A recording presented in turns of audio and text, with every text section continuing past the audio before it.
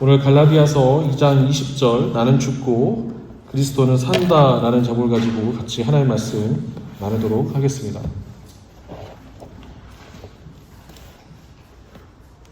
바울은 예수를 그리고 그리스도로 믿는 사람들을 핍박하는 사람이었습니다. 그러니까 예수를 그리스도로 믿는 사람들, 바울이 유대인 중에 유대인이었기 때문에 바울에게 있어서 하나님은 단 한 분밖에 없으신 하나님인데 예수가 독생하신 하나님이라고 하는 것이 바울은 받아들일 수 없었기 때문에 예수를 그리스도, 구원자로 믿는 사람들을 핍박하는 사람이었습니다.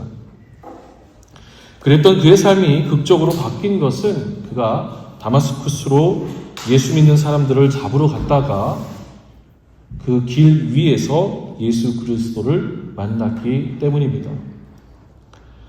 바울에게 있어서 다마스쿠스로 가는 길은 그의 인생에서 성공으로 가는 길이었습니다.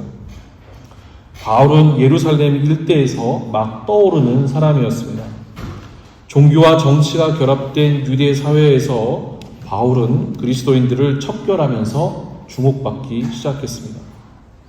바울은 다마스쿠스로 떠나기 전 대제사장을 만나 예수 믿는 사람들을 모두 잡아들일 수 있는 권한을 부여받았습니다. 바울이 이제 다마스쿠스를 다녀오면 그의 커리어는 어느 누구도 넘볼 수 없는 커리어를 쌓게 되는 것입니다. 어쩌면 바울은 이제 곧 대제사장이 될지도 모르겠습니다. 하지만 이제 유대인으로서 그리고 로마인으로서 성공을 앞두고 있는 그의 삶에 전혀 예기치 않는 일이 벌어졌습니다. 그것은 성공으로 향하는 길에서 그가 예수 그리스도를 만난 사건으로 벌어진 일이었습니다. 사도행전 9장의 이 사건을 오늘날 우리 시대로 한번 각색해서 바꿔보면 이렇습니다. 앞길이 창창한 젊은이가 있었습니다. 그가 사회적 성공을 눈앞에 두고 있었습니다. 그런데 그가 기독교에 빠지면서, 교회에 빠지면서 예수를 믿으면서 완전히 성공과 멀어지는, 갈 길을 잃어버린 그런 삶을 살아가게 되는 것입니다. 이전에는 성공을 향해 달려갔는데 그가 교회를 빠지면서 그의 진로가 완전히 바뀐 것입니다. 아마 한 번쯤 이런 이야기를 들어보신 적이 있을 것입니다. 우리 주변에도 이런 간증들이 있기 때문입니다. 예수 그리스도를 만나면서 삶이 완전히 뒤바뀐 사람들의 이야기를 오늘 사도행전 9장은 완전히 뒤바뀐 사람들의 이야기 말입니다. 사도행전 9장이 말하고 있는 것이 바로 이런 것입니다. 바울이 다마스쿠스로 가는 그 길 위에서 예수 그리스도를 만나 변화된 것. 길 위에서 예수를 만나면서 바울은 세상적인 관점으로 볼 때에는 어디로 가야 할지 방향을 잃어버렸습니다. 앞이 전혀 보이지 않는 사람이 된 것입니다. 사도행전 9장 9절을 보면 바울이 얼마나 심한 충격을 받았는지를 보여줍니다. 사도행전 9장 9절에서 성경은 바울이 사흘 동안 앞을 보지 못하는 상태에서 먹지도 마시지도 않았다라고 말합니다. 9절에서 바울이 사흘 동안 앞을 보지 못했다는 이야기에서 우리는 성경에서 사흘이라는 시간이 주는 의미들을 생각해 볼 수 있습니다. 구약에서는 어떤 일이 있었죠? 사흘이라는 이 시간이 어떤 의미로 다가왔죠? 여러분 기억나시나요? 요나 사건이 있죠? 다시스로 가는 길에 이 요나가 하나님께서 가라고 말씀하시는 것에 순종하지 않고 다시스로 가다가 큰 물고기 뱃속에서 사흘 동안 있었던 사건 아마 여러분들이 기억하실 것입니다. 신약에서는 예수께서 십자가에 매달리시고 부활하시기 전까지 사흘이라는 시간이 있었습니다. 그러니까 즉 사도행전 9장 9절에서 바울이 사흘 동안 앞을 보지 못했다라는 것은 예수를 만난 그가 얼마나 심적으로 육체적으로 충격에 빠져 있는지를 보여주는 단편적인 사건입니다. 그 사흘이라는 시간 동안 먹지도 마시지도 못하면서 완전한 암흑 가운데 있었던 바울이었습니다. 어쩌면 바울은요, 지금까지 살아온 삶이 통째로 부정되고 있는 시간을 경험하고 있었을지도 모릅니다. 사흘이라는 시간 동안 바울은 완전히 무너져 내렸습니다. 먹을 수도 없고 마실 수도 없는 시간, 바울은 이 시간 동안 죽음을 경험한 것입니다. 교회 여러분, 아마 여기 계신 분들도 회심을 경험하셨은 분들이 있으실 겁니다. 되게 많은 분들의 회심은 천천히, 그리고 때로는 자기 안에서, 내면에서 오는 그 충돌 혹은 그 회심하면서 저항하면서 회심이 이루어집니다. 하지만 바울의 경우 회심은 급하게, 강하게, 그리고 그의 삶 가운데 깊은 흔적으로 남겨졌습니다. 바울은 어쩌면 이 사흘이라는 시간 동안에 자신의 인생이 끝났다고 생각했을지도 모릅니다. 저는 개인적으로 급격한 회심을 경험해 본 적은 없습니다. 대부분의 분들이 저와 비슷한 상황들은 아닐 수도 있겠지만 저는 모태 신앙인이었기 때문에 저의 회심은 긴 시간 동안 아주 천천히 이루어지는 회심이었습니다. 하지만 제가 급격한 회심을 목격한 적은 여러 번 있었습니다. 제가 대학생 때 저와 거의 동년배의 한 청년이 예배를 드리는 중에 흐느끼기 시작했습니다. 제가 지금도 뚜렷하게 기억이 나는 것은 그날 어떤 설교 본문이 설교되어졌는지는 기억할 수 없었지만 2층에서 예배를 드리고 있었던 저의 눈 안에 어느 한 청년이 예배 시간 내내 계속해서 눈물을 흘리면서 계속해서 예배가 끝나고 난 뒤까지 흐느껴 우는 것을 제가 본 적이 있었습니다. 예배 드리던 회중 모두가 그 청년의 흐느낌에 불쾌하거나 이상히 여기지 않았습니다. 그 자리에 있는 모두가 지금 그에게 지금 성령이 강권적으로 역사하고 계시다는 것을 알았습니다. 예배가 끝이 나고 사람들이 자리를 뜰 때까지 청년은 그 자리에 있었습니다. 그 일 이후 청년은 완전히 새로운 사람이 되었습니다. 그는 아주 전도 유망한 청년이었는데 그 전도 유망했던 그 길에서 떠나서 어떻게 해서든 예수를 믿고 전하는 데 사는 삶으로 그의 삶을 뒤바꿨습니다.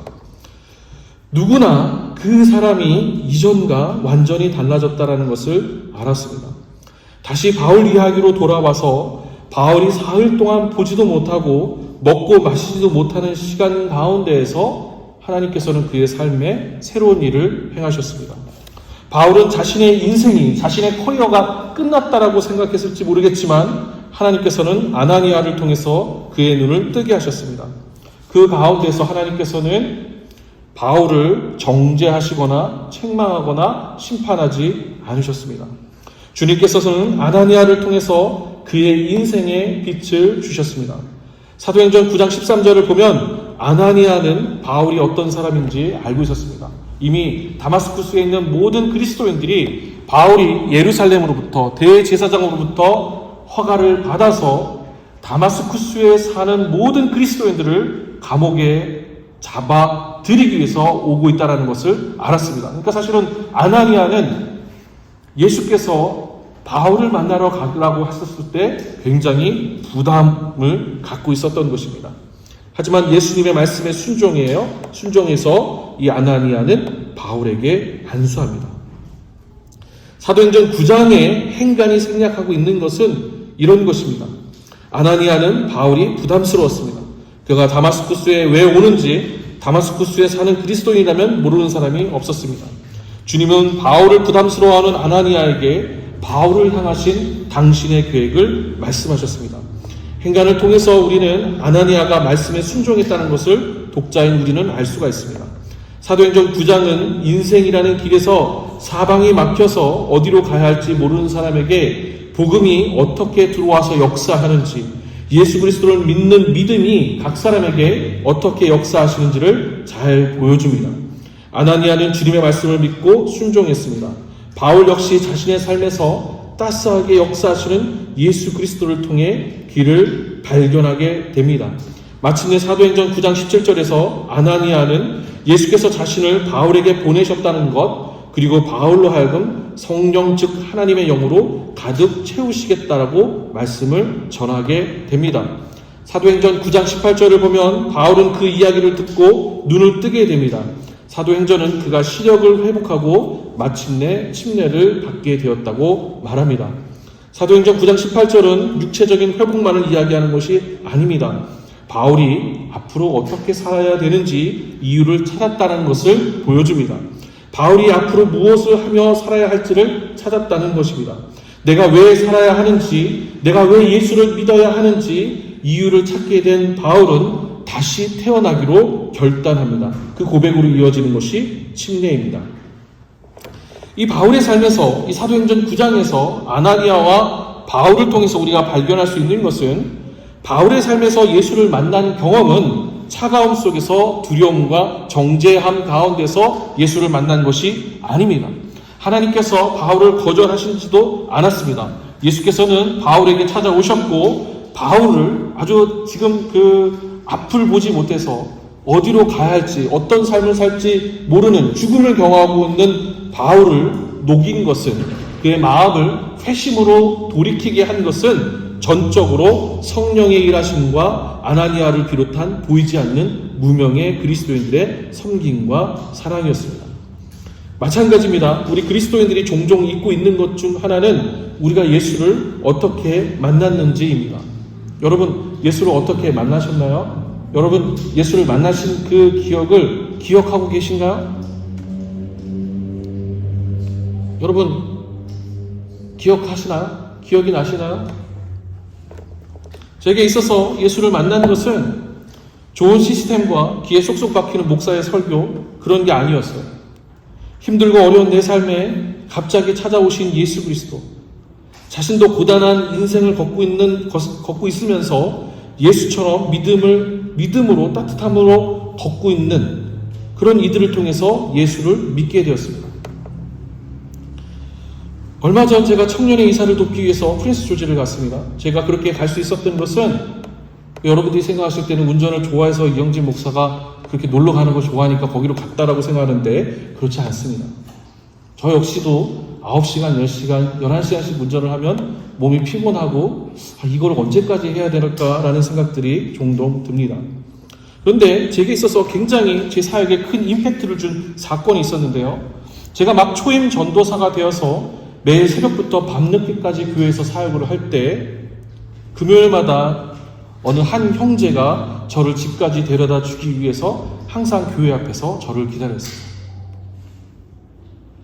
제가 새벽에 출근을 해서 새벽 예배를 마치고 그리고 나서 교회에 출근해서 금요 저녁 기도회까지 끝나는 그 시간 동안 굉장히 그 피곤한 몸을 이끌고 금천구 독산동에서 금천구 시흥동까지 저희 집까지 20분 넘게 걸어가야 되는 그 밤 늦은 시간, 아무도 없는 모두가 불금이라고 하는 그 시간 가운데 저로 하여금 생기를 되찾게 해주고 즐겁게 해준 사람은 금요 기도회가 끝나고 나면 전도사를 데리고 가겠다고 차를 대기하고 있었던 어느 한 청년이었습니다.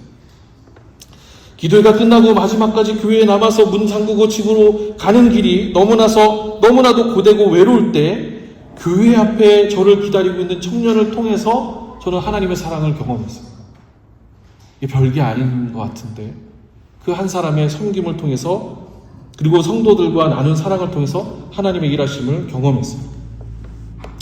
마찬가지로 이전과 달리 아무것도 보이지 않는 삶을 살게 되는 바울을 일으키신 것은 그를 정죄하시고 심판하신 예수 그리스도가 아니라 그를 따뜻하게 찾아오신 우리 주님과 아나니아를 비롯한 무명의 교우들이 그를 사랑으로 보살핀 덕분에 그가 눈을 뜨고 일어나게 된 것입니다. 그래서 사도행전 9장 17절과 18절을 보면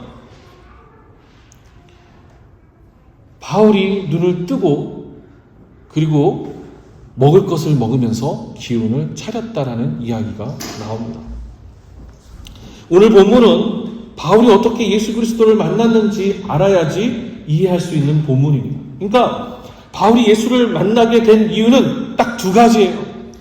엄청난 시스템과 아주 체계적인 학습되어져 있는 부분들, 그리고 어떤 찬양과 그다음 목사의 어떤 화려한 설교를 통해서 예수를 만난 것이 아니라 어느 날 갑자기 그의 인생 가운데 찾아오신 예수님, 그리고 그의 주변에서 그를 돌보는 사람들을 통해서 그가 예수를 만나게 되었다는 거예요. 갈라디아서는 그런 이해 바탕에서 본문을 읽어야지만이 이 갈라디아서 2장 20절이 말하고 있는 그 의미를 알 수 있습니다. 이제 오늘 본문 갈라디아서 2장 20절을 한번 보도록 하겠습니다. 갈라디아서 2장 20절은 바울의 신앙 고백과도 같은 구절입니다. 2장 20절을 보시면요, 나는 그리스도와 함께 십자가에 못 박혔습니다. 먼저 바울은 자신이 그리스도와 함께 십자가에 못 박혔다라고 말합니다. 알쏭달쏭한 구절 같지만 조금만 생각해보면 오늘 본문이 얼마나 풍성한 신앙의 고백이라는 것을 알 수 있습니다. 예수 그리스도와 함께 십자가에 못 박혔다. 예수께서는 우리의 죄를 위해서 십자가에 달리셨습니다. 바울은 그 이야기를 지금 먼저 꺼낸 것입니다. 바울은 스스로를 죄인 중에 죄인이라고 불렀습니다. 바울은 사실 예수를 만나기 전에 종교적인 확신에 가득 찬 사람이었습니다. 내가 하는 길이 옳은 길이라고 생각한 사람이었습니다. 그러나 내가 하는 길이 옳은 길이라고 생각했던 그 길이 수많은 그리스도인들을 죽음에 이르게 했습니다. 바울이 예수 그리스도를 만난 순간 예수께서 사울아 사울아 하고 바울을 부르실 때, 그리고 나는 내가 핍박하는 예수라고 말할 때, 본문이 생략하고 있는 이야기는 바울은 사실은 죽음을 경험한 거예요. 내가 지금까지 알고 있었던 지식이 다른 사람들을 죽이는 데 사용되었다는 것을 알게 된 순간 그 사람은 철저하게 무너질 수밖에 없는 것입니다. 내가 그리스도와 함께 죽었다라는 그 이전에 바울이 경험한 것이 바로 이와 같은 것이었습니다. 바울은 너무나 부끄러웠어요.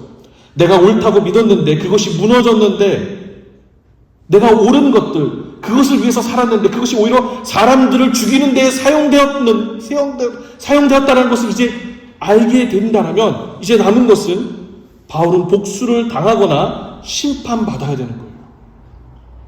그런데 예수께서는 나는 내가 핍박하는 예수다라고 말씀하세요. 사울아 사울아, 어찌하여 내가 나를 핍박하는가? 나는 내가 핍박하는 예수다. 예수께서는 오히려 바울을 사랑으로 품어주셨습니다. 20절에 나는 그리스도와 함께 십자가에 못 박혔다라는 바울의 고백은 나 중심의 삶을 살던 바울이 옛자아의 죽음을 고백하는 것입니다. 이제 바울은 자신이 알고 있는 지식을 다 버리고 자신이 살고 있었던 그 신념을 내려놓고 십자가에 다 예수 그리스도와 함께 죽으심으로 못을 박아놓고 내려놓고 바울은 새로운 삶을 살기 위해서 준비하기 시작했습니다. 자, 옛 자아가 죽었다라면 그러면 지금 바울의 마음속에 있는 것은 무엇일까요? 이 고백에 해당하는 구절이 이제 살고 있는 것은 내가 아닙니다입니다. 옛사람이 죽었다 하면 바울의 삶을 구성하고 인생을 살게 하는 것, 바울은 그것을 이렇게 고백합니다. 그리스도께서 내 안에서 살고 계십니다. 예수께서 내 안에 살고 계십니다. 이 얼마나 멋지고 이루 말할 수 없는 표현입니까? 바울은 종종 이런 표현을 사용합니다. 고린도전서 3장 16절을 보면 바울은 우리 몸이 하나님의 성전이 아니라고 이야기합니다. 그러니까 바울이 계속해서 이야기하고 있는 것은 그리스도께서 내 안에 들어와서 살고 계시다는 얘기를 하고 있는 거예요. 성령이 우리 안에 거하신다는 것, 우리 안에, 내 안에 하나님이 거하신다는 것, 이것을 처음 마주할 때를 한번 생각해 보시기 바랍니다. 성령이 내 안에 거주하신다는 것. 신학교 1학년 때 제가 겨울방학에 여러 가지 사정으로 인해서 신학을 그만둘까 생각을 했어요. 이제 더 이상 신학 공부를 그만두고 다시 그냥 일반 사람으로서 살아가야 되겠다. 신학을 그만둘까 굉장히 많이 고민을 했었을 때였어요. 그때 우연히 같이 참석해서 예배를 드리는 가운데서 성령께서 내 안에 거하신다라는 것, 하나님의 영이 우리 안에 거하신다는 이 말씀이 물처럼 제 안에 밀려 들어왔어요. 그때 내가 왜 두려웠을까라는 그 부끄러움과 함께 성령께서 크신 팔로 안아주신 것 같은 평안을 경험했어요. 바울은 오늘 본문에서 자신의 신앙 고백을 통해 자신에게 찾아오신 예수님, 그리고 그 예수께서 자신을 얼마나 사랑으로 일으켜 주셨는지를 고백하고 있는 것입니다. 이제 마지막 구절입니다. 이 마지막 구절을 보시면요, 바울에게 있어서 삶은, 즉 인생은 나를 사랑하셔서 나를 위하여 자기 몸을 내어주신 하나님의 아들, 즉 예수 그리스도를 믿는 믿음으로 사는 것이라고 고백합니다. 복잡한 것 같지만 여러 번 읽으면 와닿습니다. 바울의 삶은 나를 사랑하셔서 나를 위하여 자기 몸을 내어주신 예수 그리스도를 믿는 믿음으로 살아간다는 것입니다. 더 간단히 말하자면 이제 바울의 삶은 성령께서 내주하시는 삶은 예수 그리스도를 믿고 그분이 걸으셨던 삶을 따라 살겠다는 거예요. 내가 이제 그리스도와 함께 죽었고 그리스도와 함께 다시 살아났으니 이제 내가 사는 이유는 성령께서 내 안에 역사하시는 예수 그리스도를 아들을 믿는 믿음으로 말미암아 살겠다라는 이야기입니다. 이제 결론을 내보겠습니다. 바울이 이런 고백을 하는 이유가 있습니다. 갈라디아 지역의 교회들에게 어려움이 찾아왔습니다. 갈라디아 지역의 여러 교회들, 바울의 전도 여행 사도행전 13장과 14장을 보면 바울이 그 지역의 교회들을 어떻게 개척했는지를 이야기하고 있어요. 근데 그 지역의 교회들에게 어려움이 찾아왔어요. 아마 여러 가지 오늘 우리가 겪고 있는 그런 어려움처럼 여러 가지 어려움들이 있었던 것 같습니다. 이때 갈라디아 지역의 교회들이 해결책으로 내어놓은 것은 뭐냐면 율법으로 돌아가자는 거였어요. 보통 사람들이 어려운 가운데 공경에 처하게 되면 가장 먼저 선택한 것은 익숙한 방법으로 돌아가는 거예요. 옛날로 돌아가자라는 거예요. 바로 갈라디아 교회 역시도 그와 같은 방법을 선택한 거예요. 옛날로 돌아가자. 그럼 옛날이 뭐예요? 그리스도교의 옛날이 유대교인 거예요. 그러니까 율법으로 돌아가자라고 이야기하는 거예요. 율법이 눈에 보이니까 확실하고 좋아 보였습니다. 바울은 그 모습이 마음 아팠습니다. 바울은 갈라디아서 1장 7절에서 복음은 율법으로 돌아가는 것이 아니다라고 말합니다. 바울은 그러면서 자신이 어떻게 사도가 되었는지 그리고 이방인들에게 복음을 어떻게 전하게 되었는지를 말합니다. 바울이 사도가 된 것, 이방인들에게 복음을 전하게 된 것은 순전히 예수 그리스도의 사랑이셨습니다. 차별하지 않는 것, 나와 다르다고 해서 틀렸다고 말하는 것이 아니라 다르다라고 하는 것, 상대방을 인정하는 것, 포용해 주는 것, 그리고 사랑으로 보살펴 주는 것. 바울은 율법이 우리로 하여금 죄인이라는 것을 알기는 하지만 그것이 사람을 변화시키지 못한다라고 갈라디아서 전체에서 이야기합니다. 오직 예수 그리스도의 사랑, 즉 사랑만이 사람을 변화시킨다고 말하는 것입니다. 본문이 말하는 결론, 교회를 왜 다녀야 하는지, 신앙생활을 왜 해야 하는지, 예수를 잘 믿는 믿음은 오늘날 우리 기독교에 있어서 가장 가치로 삼아야 되는 것은 포용, 환대, 평화를 이루는 것, 그리고 사랑입니다. 나는 죽고 그리스도로 산다라는 믿음은 나는 죽고 내 안에 예수 그리스도의 사랑, 평화, 환대, 포용이 꽃을 피게 하는 것입니다. 오늘 이 시대에 바로 이런 믿음이 필요합니다. 이 말씀을 준비하면서 한 주 동안 SNS를 비롯해서 온갖 여러 매체들을 통해서 사람들이 현대 기독교를 무엇이라고 이야기하는지를 살펴봤습니다. 여러분의 생각과는 다르게 많은 사람들이 혐오하고 있어요. 많은 사람들이 예수를 믿는 교회를 떠나서 가나안 신자로 이동하고 변화되고 있어요. 그들이 하나님을 안 믿는 것이 아니에요. 그들이 예수님을 부정하는 것이 아니에요. 그들이 교회를 떠나고 신앙을 떠나는 이유는 오늘날 교회 안에서 사랑과 평화와 환대와 포용이 없기 때문에 그래요. 오늘 본문은 내가 그리스도와 함께 죽고 그리스도와 함께 죽는 것이 무엇인지를 이야기해요. 바울의 경험을 통해서 바울이 그렇게 하나님의 백성으로서 하나님의 사도로서 쓰임 받을 수 있었던 것은 전적으로 성령의 역사하심, 하나님께서 예수 그리스도를 통해서 주신 그 사랑과 바울이 처음 만났을 때 내가 앞으로 어떻게 살아야 될지 모르는 그 죽음을 경험하고 있었을 때 아나니아를 비롯해서 무명의 그리스도인들이 바울을 섬겼기 때문에 그런 것이에요. 그래서 바울은 지금 어려움을 갖고 있는 갈라디아 교회에 여러분 율법으로 그 사람들을 정죄하지 마십시오. 여러분 율법으로 사람들을 심판하고 그 사람들을 나누는 것이 아니라 서로 용납하고 포용하십시오. 그것이 예수께서 우리에게 가르쳐 주신 복음이라고 이야기하고 있습니다. 그러면 이 말씀을 통해서 한번 우리의 삶을 한번 조명해 보시기 바랍니다. 오늘 많은 젊은이들이 많은 사람들이 신앙을 떠나서 가난한 신자가 되고 있어요.